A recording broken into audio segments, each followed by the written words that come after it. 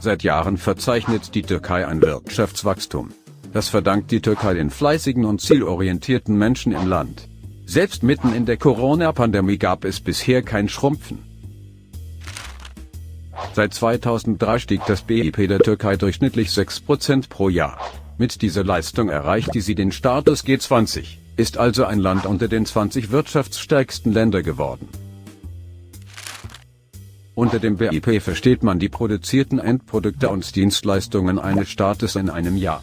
Das BIP wird auf zwei Werte berechnet. Eines ist das jährliche Wachstum des BIP. Die Türkei hat demnach gegenüber dem letzten Jahr 2020 um die gleiche Zeit 21,7% mehr Güter und Dienstleistungen produziert und verkaufen können.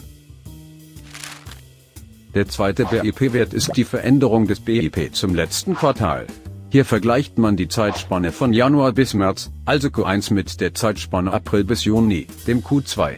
Auch da sehen wir, wie die Türkei zum letzten Quartal 0,9% Wachstum erreicht hat. Über das letzte Jahr sogar plus 9,2% gewachsen ist.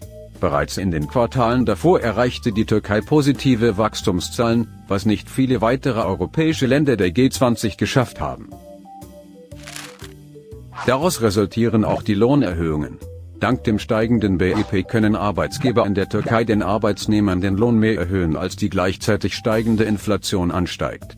So bleibt der Reallohnindex immer im positiven Bereich und Türken haben trotz Inflation mehr Geld in der Tasche. Das erreichten die letzten Jahre nicht viele G20-Staaten. Das gesamte BIP pro Jahr wird für einen weltweiten Vergleich meist in Dollar angegeben. Deshalb kann es vorkommen, dass Diagramme und Kurven des Türkei-BIP nicht steil nach oben zeigen. Wird das BIP in türkischer Währung dargestellt, dann sieht man den Sprung nach oben sehr deutlich.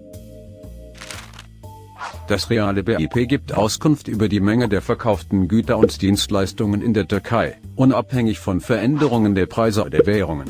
Die Lira passt sich jeweils dem Ausland an, sodass die Investoren keine Preisnachteile bekommen. Aussagekräftig ist erst das reale BIP der Türkei pro Kopf. Erst recht, wenn die Teuerung bereinigt ist. Dann spricht man vom kaufkraftbereinigten BIP pro Einwohner in der Türkei. Durchschnittlich wird in der Türkei pro Kopf und pro Jahr 28.385 Dollar erwirtschaftet.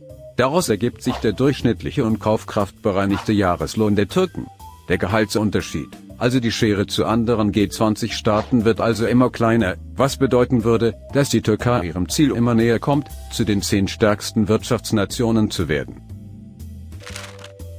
Die Türken sind so fleißig, dass sie mit 40% des BIP eine der kleinsten Schuldenquoten pro BIP in Europa aufweisen.